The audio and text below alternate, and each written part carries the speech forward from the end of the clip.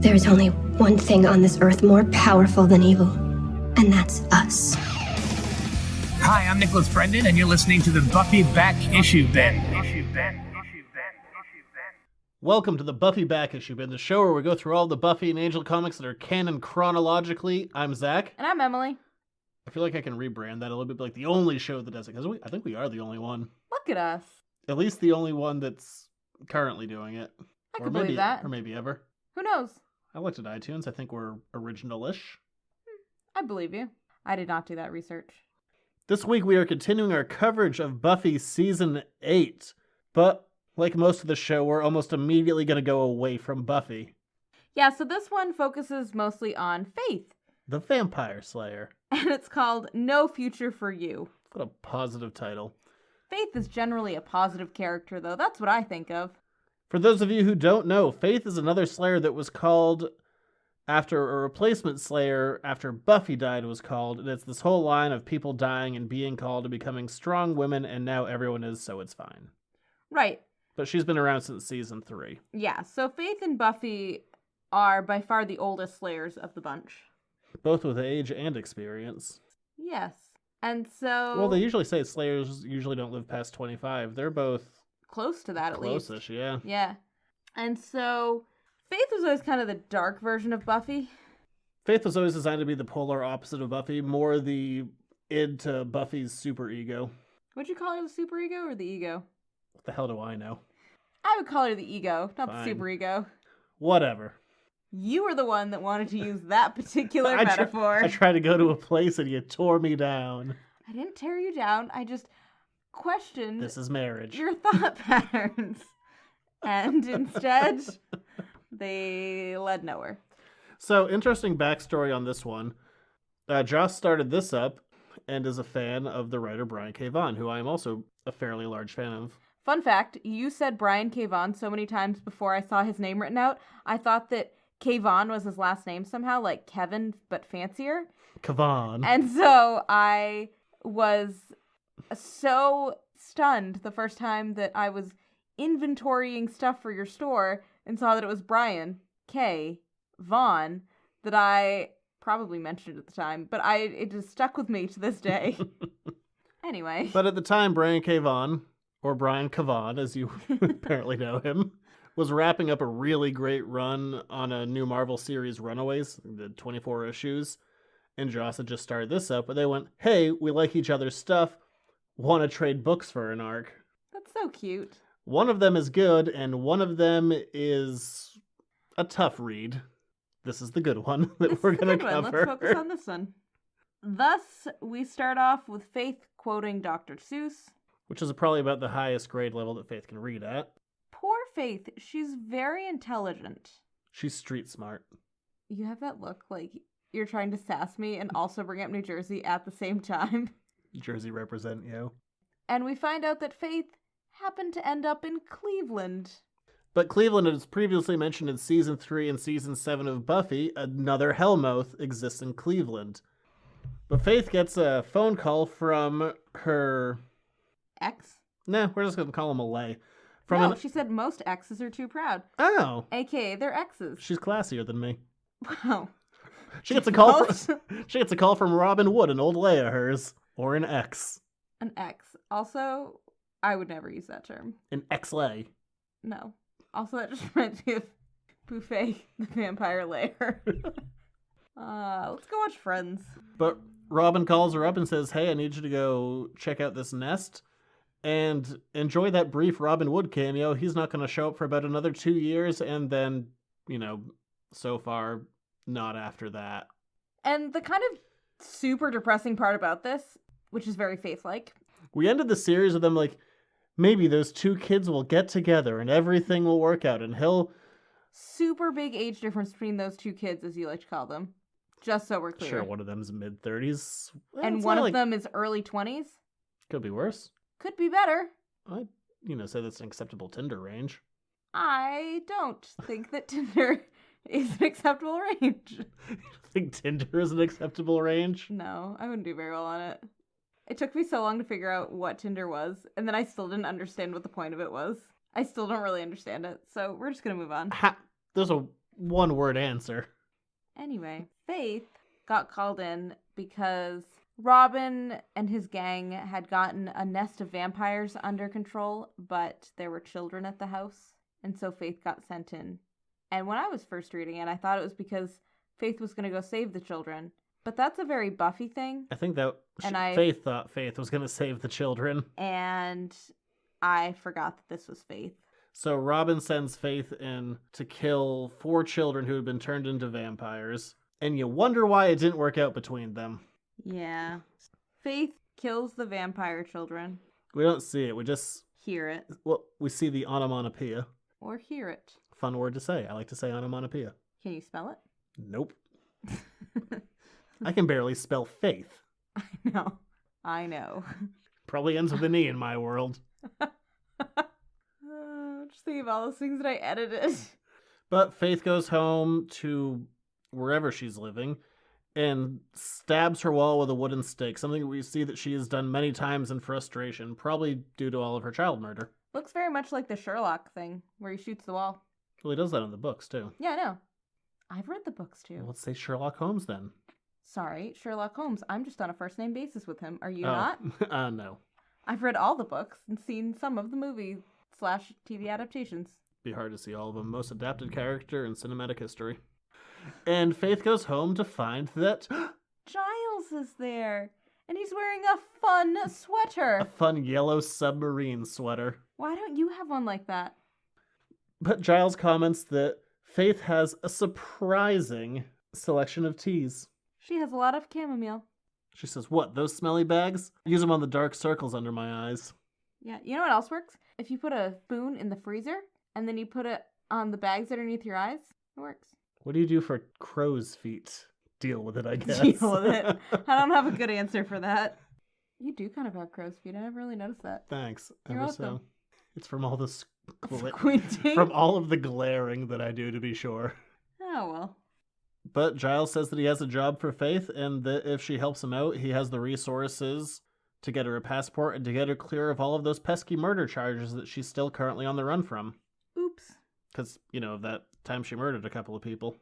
But, she's reformed since then. Now she only kills the vampires. Yeah. Mostly. You know what else? Mostly. Dear listeners, hey. I had to watch the movie Aliens this weekend. Do you know what my dear husband has for one impression? The little girl. And it also sounds like his impression for Morgan Freeman. The vampires also mostly come out at night. Mostly. Just like the aliens. Oy What vey. a good movie. So anyway, Giles has a mission for Faith. And Faith is like, fine, I will do whatever because I want that whatever. Sweet passport. And so she's like, what am I doing? Where am I going? And we cut to a lovely British hunting scene. To London, England. Definitely not in London. England. It's just one city, right? So anyway, we see a lovely English lady, and her name is Lady Genevieve. You know where I want to go with this? Just waiting. There's a Kinks song, which I'm probably convinced what she's named for. Probably. Ah, forgive me, Genevieve. Like the name Lady Genevieve is used in this one Kinks song. It's really good, but I'm pretty convinced that's where she got this. I like her pony. I'll break out into the song more. As we go on. Please don't unsubscribe. We don't have too many other song-related characters, so I'm going to abuse the hell out of this, and then probably tone it back. We really don't. But we see Lady Genevieve is riding her pony, and she's hunting something. For sport. So I assumed it was a fox, because I've watched a lot of Downton Abbey. Well, you could say this is a fox if you were terribly sexist. It's a lady. It's a lady. A slayer lady, to be specific. What a fox. Okay. But Lady Genevieve goes and finds the slayer that she's hunting on her palatial estate. Good use of the word palatial. And after the slayer makes a muddy boot print on the front of her shirt, she calls her a filthy little commoner. For lack of a better term, bitch slaps her, and in the process breaks her neck. Yeah, it's not great. We can also call this a pimp slap. She straight pimp slaps her. I've never heard that expression before. It's fine. Okay. Jersey represent. Oh, gosh. So, she calls this a most impressive blooding, actually by her fun little manservant, whose name is? Roden. Roden. R-O-D-E-N. I feel like there must be a better way of pronouncing that, but... Nope, we're going to go all American, get real guttural in there. Like, Roden. What was that? Roden. Uh-huh. And call him her Irish handler. Has 2 flying gargoyles, and he has a book that has a familiar sign on it that we've seen before. Mm-hmm. Twilight symbol. Have we... I don't remember if we said it was Twilight or not the last one. Look, it's the symbol of Twilight. Spoiler. Spoiler. Or not. I don't remember. Yeah. We cut back to Cleveland, and Giles is trying to train Faith, and Faith's like, look, I've literally done everything. Well, by training, he's trying to teach her manners. So Giles is trying to teach Faith how to be a fancy British lady because Faith is going to infiltrate a fancy costume party. No. In order to assassinate Lady Genevieve. Okay, so Giles, who is a British character, says, I'm going to help you fit into high society in time for you to attend the fancy dress party that Lady Genevieve is throwing for her 19th birthday. I read this and assumed, because he was a British character, that he meant fancy dress in the British sense, which means a costume party. So I was looking forward to seeing costumes on all of these people, and I was looking forward to see what they would all look like. So I keep reading along. You get Life real is uppity good. about this point. Like, this was like, you're like, I don't know if I can like this story because they screwed up fancy dress It party. really bothered me.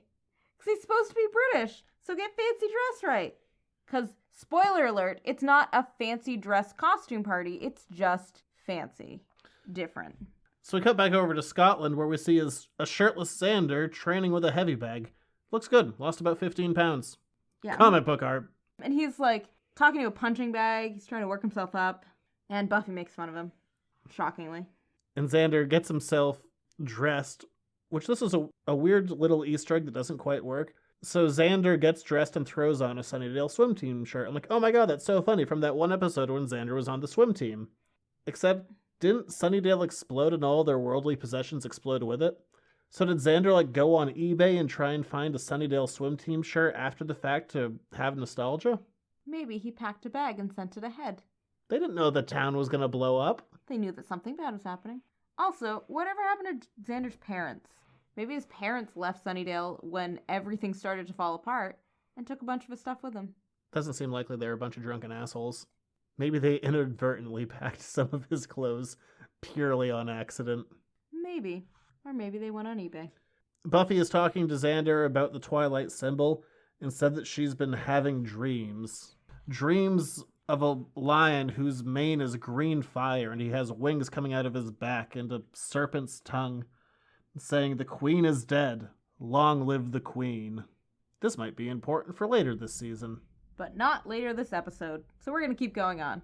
We're planting the seeds of fire lions. Okay. And we go over to England to find that Faith is dressed in a fancy dress. You shuddered a little that you're like, the wrong kind of fancy dress. It just is. But anyway. Yeah, like she asked Giles how we're doing, and he just looks at her and goes, 5 by 5. Faith's old catchphrase. What I really like about these comics, at least, or I think they kind of lose it later on, but they always have a panel where they cut to black, kind of like it's a TV episode fading out. That was a fun fact. And we continue on where Faith is having a flashback of the end of season 3, where her and Buffy's relationship kind of took a downward turn when Buffy stabbed Faith in the stomach after Faith poisoned Angel.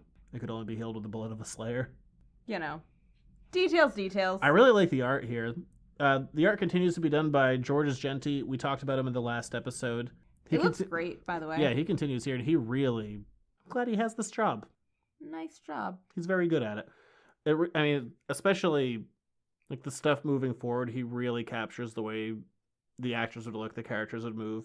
But it's also fun seeing some of these recreation scenes as well of things that have come in the past. And it's also interesting to see this fight from Faith's perspective, unlike the last time that we saw it when it was all from Buffy's perspective. And Faith's inner monologue about how, the people that you love, you hurt them, they hurt you, and then everything falls apart. Mm-hmm. It's very sad. So we cut to this very formal party. Is it a fancy dress party?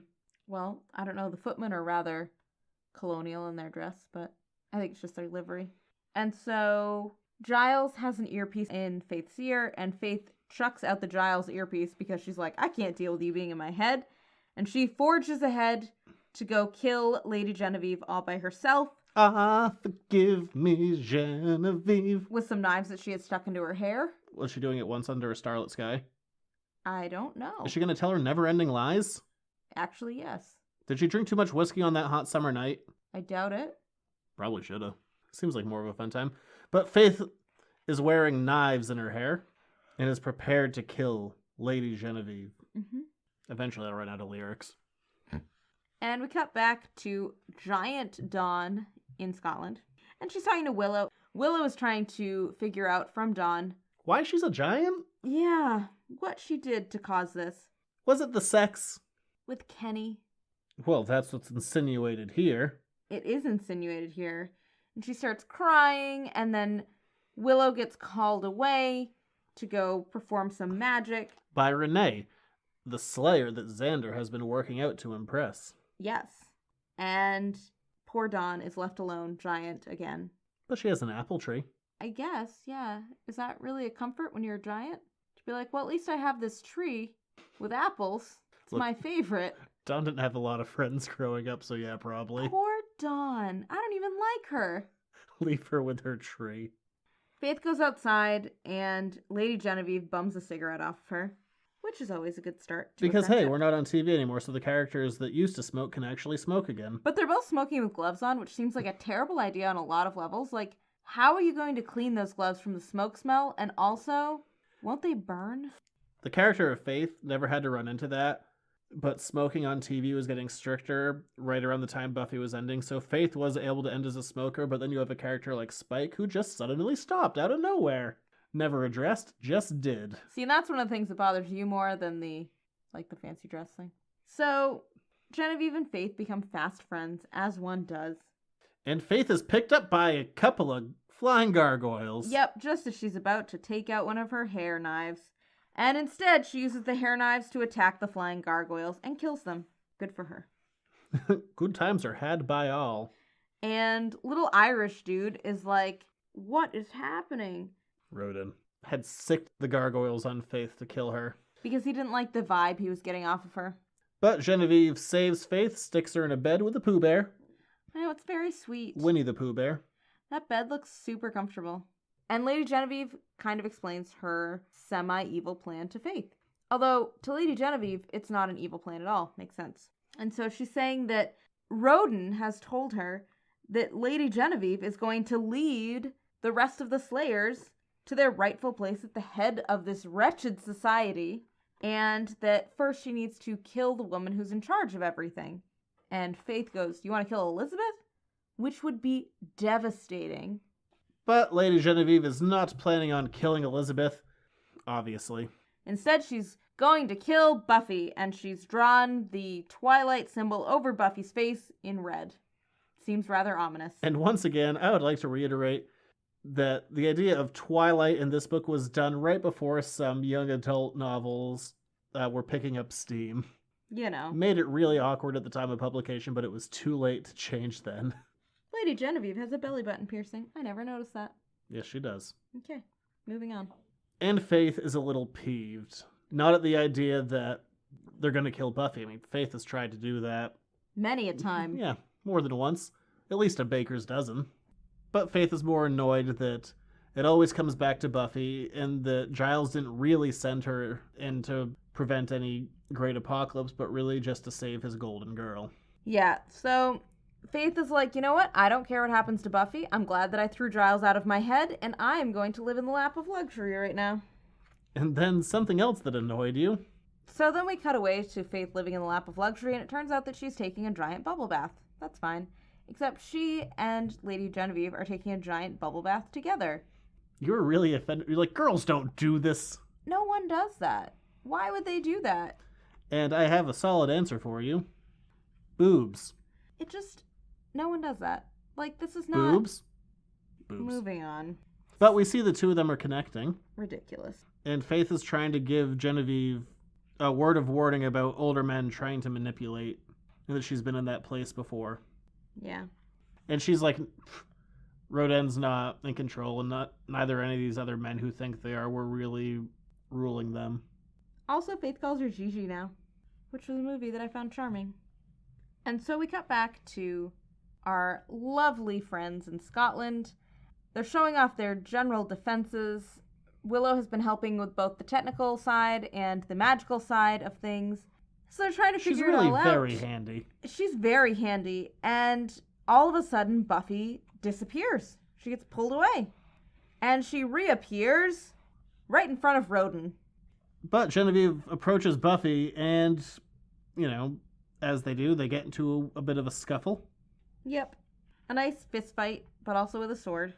And Buffy shows how generally superior she is to Genevieve's fighting style. Genevieve mentions that Buffy is better than that last girl she killed, which doesn't sit quite right with Buffy. Right. And she's using her power to take down other slayers. Buffy at this point has gotten the sword from Genevieve and is about to chop off her head, and Faith jumps in and breaks the whole thing up. Literally breaks a window, jumping out it with Buffy. And they land in the pool. Landing in the shallow end. Of course. I'm always a big fan of Buffy and Faith's relationship. They're clearly two people who trusted each other, but both feel betrayed by the other one equally. And Buffy just continues her trend of things and gets into a fight with Faith, and it is brutal. I think it's fair to say that that's also Faith's modus operandi. Well, Buffy was already fighting. Yeah, that's true. She has kept that train rolling. Yes, she did. Faith gets the upper hand, one of the few times she ever does, and starts to drown Buffy. But she can't actually go through with it, pulls her out of the water, and they're just starting to kind of talk about what's happening, why are they both there, and Willow manages to pull Buffy back to Scotland. But Faith was able to give the information that she was there on Giles' mission just before Buffy was transported.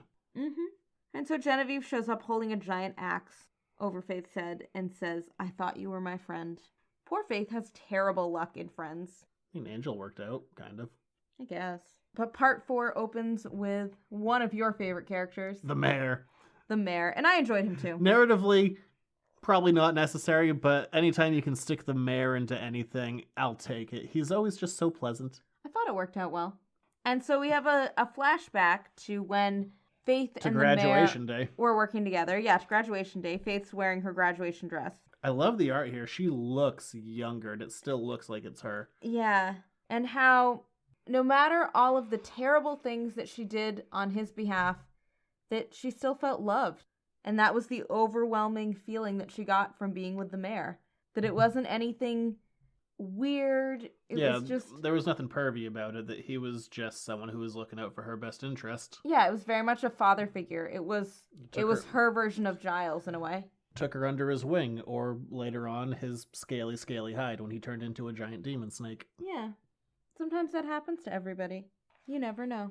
But cutting back to the present, Genevieve is about to decapitate Faith and changes her mind and instead hits her with the butt of the axe, and the fight is on. Faith is a Boston girl, and Genevieve insults her by saying that she's from New York. Faith this whole time has been apparently trying to do an English accent, which Giles said was passable, but it's really hard for me to imagine in my head what Faith would sound like trying to be British. I know. She has such a distinctive voice that part of me wants that to be a reality. I just want a little clip of it. Like an audiobook. But while Faith and Genevieve are fighting, Buffy calls Giles to demand to know what's happening. And this is the saddest part of this whole thing for me. Yeah, because Giles has really been working this whole time on Buffy's behalf without calling her into it, because Buffy honestly has enough other things going on that this is just not that big of a deal. Poor Giles is in the woods right now with some creature. Some kind of forest gnome with the hammer of Hamner, trying to break down a dimensional barrier to get Giles inside. Right, because he knows where Faith is, but he can't get to her and he can't get in contact with her. And so one of his slayers is inside. And he has a lovely potty mouth, this little troll guy. He says arse fire. Sounds like something you would say. I don't say arse. Why not? I'm not fancy. That's fancy. Arse. That's your level of fancy. If I was going to a fancy dress party, I'd say arse. I know you would. So one of his slayers is in this protected area, and the other one he thinks is in Scotland. And so Buffy calls him to be like, what is happening? Because Faith just said that she was working with you. And basically she and Giles break out. Buffy demands that Giles tells her what's going on. He just says, no, I don't want you to be any part of this. Yeah. It asks for Willow.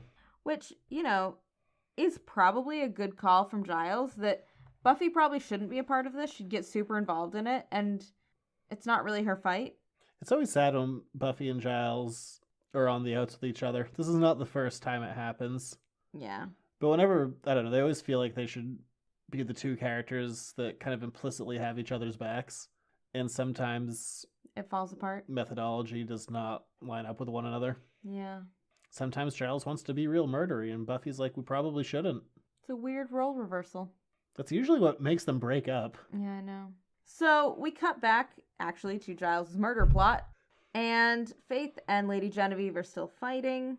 And they're throwing garden implements at each other, and it's a hot mess. Lady Genevieve, earlier in the fight, had swung the axe at Faith and embedded it in the trunk of a tree. And so that's just kind of sitting there this whole time, and Faith kicks Lady Genevieve and ends up kicking her accidentally onto the axe blade, inadvertently killing her.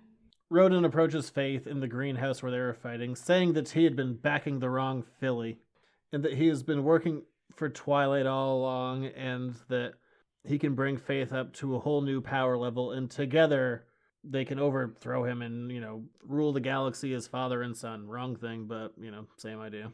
And so Roden shows her his magic book, and he says, the guidebook will show us how. This is something that bothered you. Yeah, there's a whole bunch of Twilight books kicking about. We'll find out later, Twilight isn't that old of a concept. Right, but yet somehow... He's amassed an entire army and a bunch of literature. Yeah, some nicely bound books. There's a nice hardcover rolling about. Yeah. And Faith is like, I'll never join you. I'll stop doing Star Wars dialogue, too. But it's basically the same scene, except she doesn't lose a hand, and he's not her father. So some key points are missing, but it's a similar fight. They fight. But Roden summons some magical voodoo, and he's about to kill Faith when all of a sudden he's stabbed with a garden utensil by Giles. Yeah, they're like pruning shears. From behind. Yeah, in the back. Faith throws the Twilight book at Giles. Boy, that's a weird sentence. It's not that Twilight book. Although it would be so much funnier if it were. If there was just like... If it were actually just the Twilight books with a different cover on it. It's like those adult books for adults who are ashamed to be reading these things, so they have different dust covers. Is that real? Oh, yeah. Really? Oh, yeah. Huh. You learn something new every day. And Giles cast a spell, a barrier, because Roden was responsible for the mystical barrier surrounding this estate. And he's like, ha ha ha, you think you could cast one of my... own containment spells against me? I was going to call it a bubble spell. Containment sounds better. And he says, I can break out of any mystic field ever enchanted. And Giles, being the insanely middle-aged man that he is, put the containment field inside of Roden's head. And his head explodes. All over and Giles. It is so metal. And thus, they go home to Cleveland. Giles is true to his word. He gives Faith a passport and a new name. And she's free. A one-way ticket, and she's good to go. But instead, the two of them decide to team up. That maybe there are other Slayers out there that are lost, and Faith knows a little bit about that, and maybe she can help. And Giles is on the out with Buffy, and he really has nothing better to do with his life. It's a very charming... Got real crappy about Giles there. Poor Giles. It's very charming to me that Faith and Giles are both sad and abandoned by Buffy, and so they band together to go help other people. Way to use your pain for good. I love the two of them together. I wish we got more of it in the season. We're not going to see a ton of like the adventures of Giles and Faith. I wish we got to see more of it. Also, that'd be a great book, The Adventures of Giles and Faith. But we end the arc with some kind of military lady. Her name is Lieutenant Moulter. Well, you did more research than I did. We end with Lieutenant Moulter. She's going to be a well-established character with many flaws and facets. Or we never see her again. And she's giving information to somebody who's flying. And she's saying that... she's real sassy about it. That Buffy's still alive, but that Genevieve and Roden are dead. And the flying man goes, Roden and Genevieve were not my minions. They were my targets. Dun dun dun!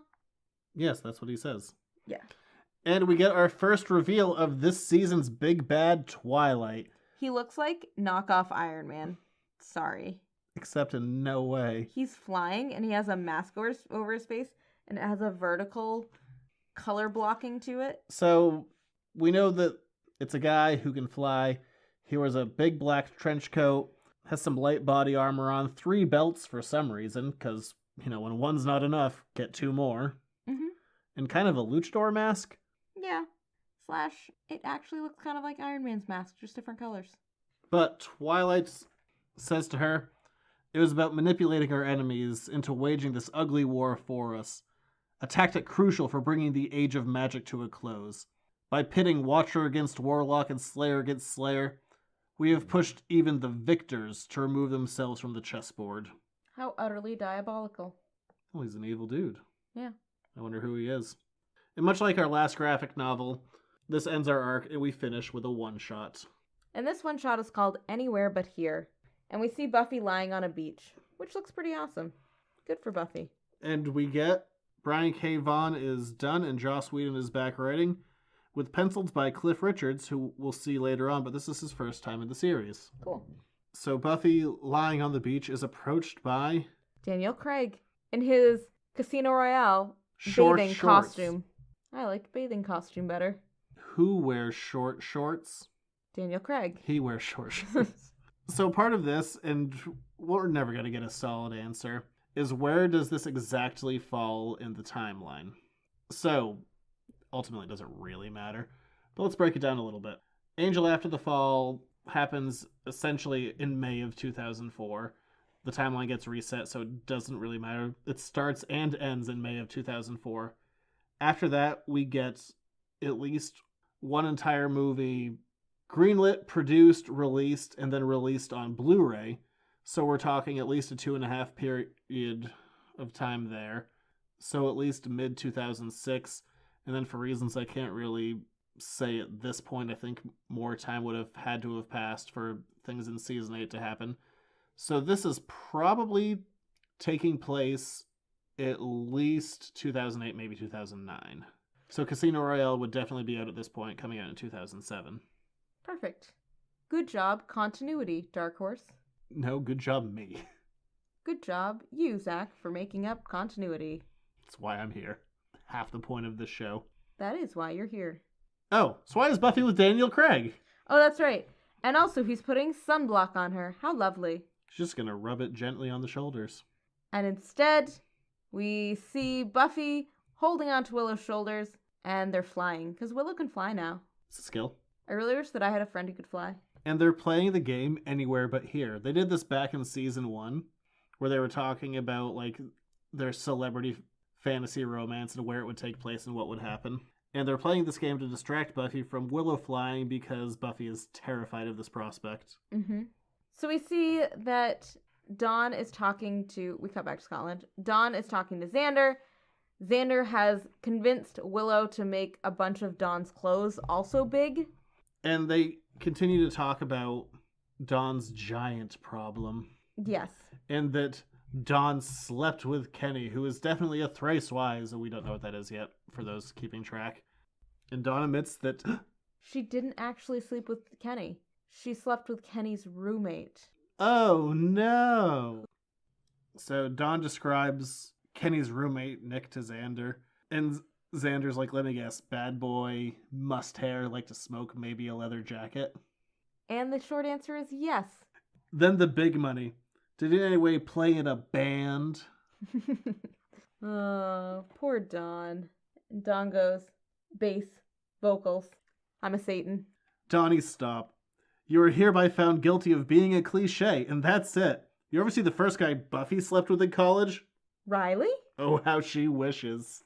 I actually totally forgot about that until I read this part again, and I was know. like, it wasn't Riley, that's right. Parker never comes up, and he sucked. Yes, which is why he never comes up. But I like it when he can be used in kind of a crappy way. Yeah, it's kind of funny. Do you remember that thing you did? Yeah, oof. Yeah. Like, everyone has that thing. It's like, all the friend group knows about it, and it's just like, hey, we forgive. We don't forget. We're going to use this when your head gets a little too big. Okay, great. So the Dawn mystery will continue to unfold later on. But Willow is having her version of Anywhere But Here, and she's with one of your favorites. She's with Tina Fey. How charming is that? No, she's not just with Tina Fey. She's with television's Tina Fey. Well, yes, of course. It's very charming. And suddenly, Willow and Buffy make it to their destination. Where they meet a woman named Robin. Yes. So, interesting side note for this story. Dark Horse, before this came out, had a write-in competition of, get yourself a cameo in a Buffy comic. And this woman, Robin, her husband wrote in and kind of explained their situation, saying that she was having the early onset signs of schizophrenia, and something that they were doing together to create a sense of normalcy was watching Buffy together. And that was kind of a tradition that helped, was this important glue in their marriage. So Joss read this letter and said, screw it, we're upping this from a cameo, which is really sweet. It is really sweet. And so Robin has actually quite a large role in this particular one-shot, but this is the first place that we meet her. And we find out that she is watching over this little cabin. She perceives time differently than in a linear fashion. Right. Which confuses the hell out of Buffy. She's like, She can kind of see all time, and she doesn't necessarily know what has already happened yet, but she makes mention of many things. And Buffy and Willow are at this cabin to get information, and Robin warns that they might not want to get what they're seeking. Yeah. Willow mentions that this isn't a gig that Robin signed up for, that she's a minder, and minders are chosen. Just like a slayer! And that she's minding an unstable reality. So she's constantly containing it, and she's just trying to contain all of the weirdness of time and logic that's happening in this cabin behind her. But she has a nice dress. She does. And that she doesn't get a break, there's no turning it off, and she's just chosen to be a minder. So they enter this cabin, which has an endless staircase, and the two of them are kind of awkwardly talking about things like, so, that thing with Giles, that's cool, right? That Faith thing, and Buffy just kind of out of nowhere goes, I like Kennedy, Kennedy being, so far in this season, Willow's unseen girlfriend, who was in season 7 and is no one's favorite. And Kennedy, by the way, is another Slayer. But no one likes Kennedy, except for Willow and evidently Buffy. I feel the need to tangent. It'll be a quick tangent, I promise. Before Kennedy was brought in, I guess the original plan, after Willow's girlfriend Tara was killed, the idea was that she was going to come back. She was going to come back in the third to last episode of Buffy. If memory serves, it was a scheduling conflict, and it couldn't happen. But the idea was that Buffy was going to do a thing, and that she was going to get one wish. One wish, like, no strings attached, it will just work out fine. And the entire episode was spent with Buffy going back and forth on what should I use this one perfect wish on. And the episode is coming to a close, and Willow goes to Buffy, and she's like, oh, so what'd you use your wish on? Buffy's like, oh, those shoes in the mall that I've been noticing, like, I finally got them for myself. And she's like, you spent your wish on shoes? And then Tara was supposed to come around the corner, and they were going to reunite, and that was the original plan. But if you've seen the show, you know that's not quite how it happened. Which maybe I shouldn't have led into this scene, because I'm about to say, like, I like Kennedy, because I really like that Tara thing much better. Me too. But, oh well. It's not what happened. And instead we got Kennedy, a rich, bratty, pushy girl who is in a relationship with Willow. But while this awkward conversation is going on, a demon attacks! As a demon should. And he accuses them, you reek of lies! Pretty much. He's just basically a giant worm with some arms. And 4 TV screens on the top of his worminess. Yeah, it's a weird moment. Says he knows why they're there and that Buffy's life goal will be achieved, the death of magic. And showing things in a non-linear fashion, he shows some of the lies that they've already told one another. Including their funding. Right. So earlier in this, we talked about how they had all of the funding that they needed. Buffy kind of dismissed it when it was brought up. She did, and we find out here that what Buffy's been doing is she and her Slayer friends have been breaking into Swiss vaults owned by former Nazis, and that they have been stealing their treasures to use for Buffy's funding. And Willow's like, hey, that's not great. The government's saying that you think you're above the law. This is you thinking you're above the law. You're actually in the wrong here. And I agree with Willow. Yeah. Willow's definitely in the right. It's just not the way to do it. But luckily for Buffy, this demon then shows Willow doing something that she's lied about. And we see naked Willow being wrapped up by a naked, sexy snake lady. Yeah, who's definitely some sort of a demon. Obviously, she's a snake lady. Guess I didn't really see that. Whatever. She's a demon. And Buffy's like, when did that happen? And we'll find out more about her. And Willow's later. like, don't worry about it. It's fine. And then Robin appears, and we find ourselves in some kind of stone room with a pedestal in the middle with some kind of broken, looks like a red egg that has been shattered. It does. And Robin just says, oh, I didn't think he'd show you this. And what's supposed to happen there is betrayal, the closest and most unexpected. And we see Buffy writhing in pain, covered in cuts and bruises. And she is just tears streaming down her face. And we're not sure what's happened, or what will happen, rather. It's the finale, but we don't know what this betrayal is. We don't know why Buffy's crying, what this broken red egg is. But all of these questions will be answered. Not in this episode. Or in the next. Or the next. Not for quite some time. We still got a few. Being the closest betrayal, Buffy immediately asks Willow, is it you? And Willow says, no, I won't betray you. Any more than I have. And we cut to a scene of Kennedy for the first time this whole season. And going through all of Kennedy's live action appearances, I didn't really care for the character. Me but neither. In the course of 2 pages, I now like her. I'm still kind of lukewarm on Kennedy. But Kennedy accuses Willow of being ashamed of their relationship and of her, and that's why she doesn't let her around Buffy all that often. And Willow instead breaks down and says, no, I lost Tara because she was around Buffy. That Warren came back and he shot at us and he ended up killing Tara. And I can't let that happen to another person that I love. Buffy was happy. Buffy was in heaven. And that Willow brought her back. And that in Willow's eyes, she chose Buffy over Tara. And she can't let that happen a second time. Yeah. It is very touching. It's not that Kennedy improves as a character here. It's that I think this is the first time I really understand their relationship through Willow's eyes. And that's what makes me like her. If I can understand a character through someone else's perspective, I can get there. Kennedy by herself still sucks. Kennedy through Willow's eyes, on the other hand, is a different matter. Yeah. So we find out, in short, why Kennedy has been kept away from everyone. They also mentioned that thing where she was dead for a month, but we don't ever find out what's up with that. So... super annoying. Sorry, Kennedy, that you were dead. We're glad you're back. Kind of. Mostly. And then Buffy and Willow are facing apart from each other, both sad that all of these truths have come out. So Buffy kills this demon, which... why? You went there for information. He gave it to you in your responses to murder him, just because you didn't like what he had to say. So... pretty much, yeah. Bad on you. Yeah, there's not a lot of reason to kill this demon. He's not really trying to hurt them at all. I guess emotionally. Well, he's like, I welcome this war. It's like, okay, we fundamentally disagree with each other. Murder time. Yeah.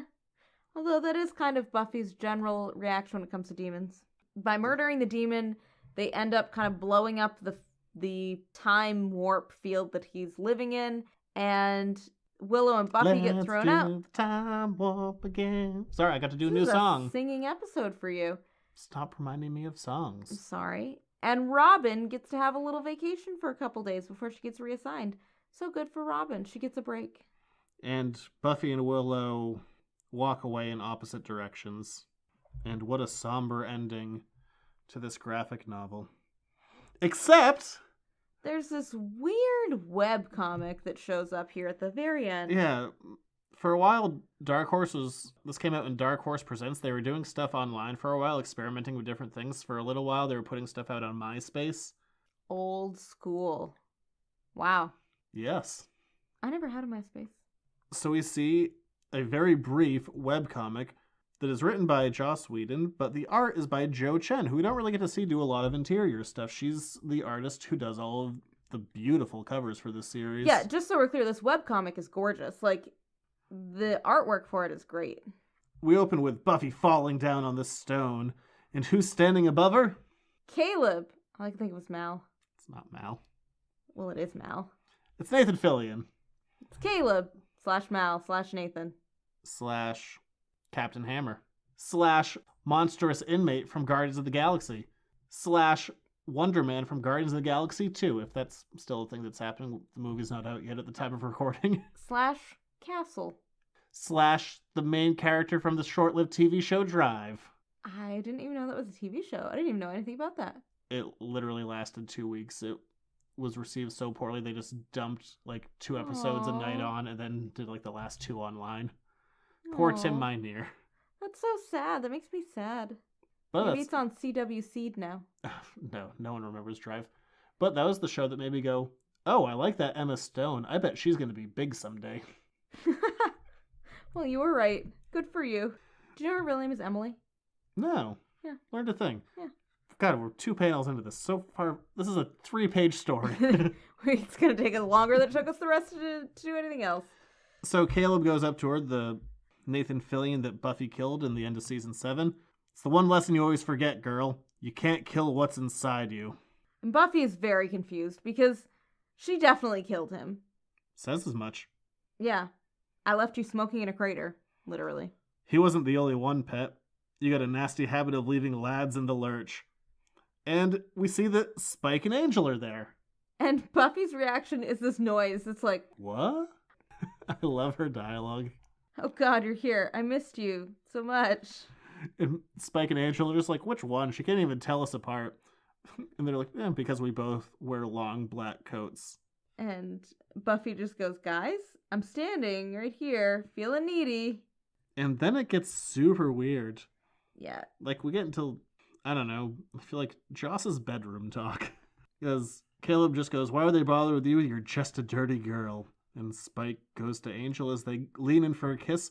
But I'm a very clean boy. And Angel says to him, maybe you need to be cleaner. And they start making out. And it's really weird. And it's especially weird because Buffy's face is the face that probably you're all making right now.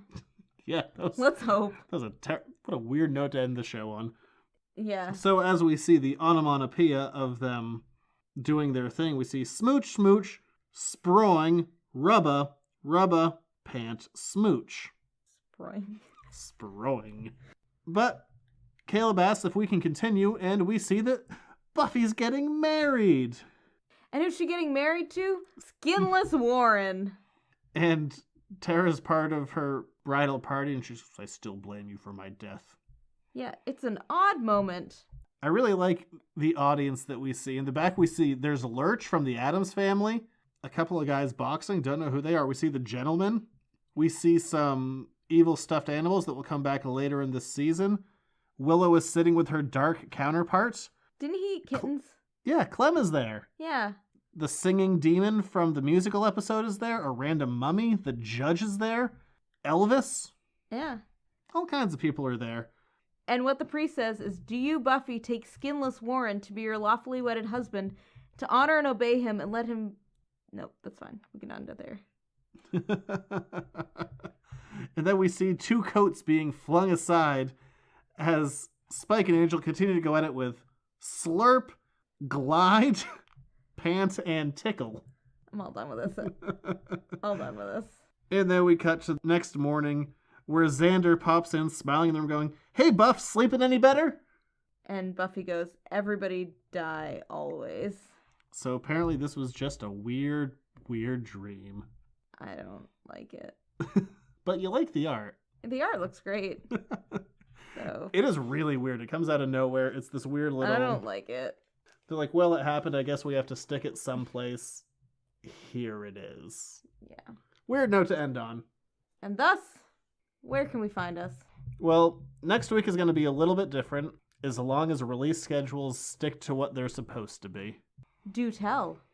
For our Patreon subscribers, and if you want to subscribe to our Patreon, $1 a month will get you the show a week early every single week. We'd really appreciate it. God, that sounded desperate, but yeah, please. But we'd really appreciate it. But next week, that'll probably be a couple of days late because we're going to be dealing with a new release. God, I hope this is still accurate. As of right now, I checked the release date today and all the timing, it should be right. But next week, we're going to be going back to Buffy Season 1 because another one of the high school years books is coming out. So we'll be covering that along with the Free Comic Book Day special that came out. But with the new material and trying to move forward chronologically, we're going to have to take a quick sidestep to go back to Season 1. So if you subscribe to Patreon, that'll be a day or two late. But beyond that, you can find us over on editorsnotecomics.com on Facebook, Instagram, Twitter, and YouTube. And of course, on iTunes. Thanks to all the new subscribers we have, the show is actually doing wellish. Yeah, I hope you like us. If you like us, give us some positive affirmation with a rating and a review. And a subscription. Preferably. This does sound desperate. And all those things can be found over on editorsnotecomics.com. But we'll be back next week to jump back in time to 1997. Woohoo! I was 8 years old. As long as all of this goes on the release schedule it's supposed to, and if not, I'm not going to go back and edit it, because I'll forget. Oh well. See you next week. Bye.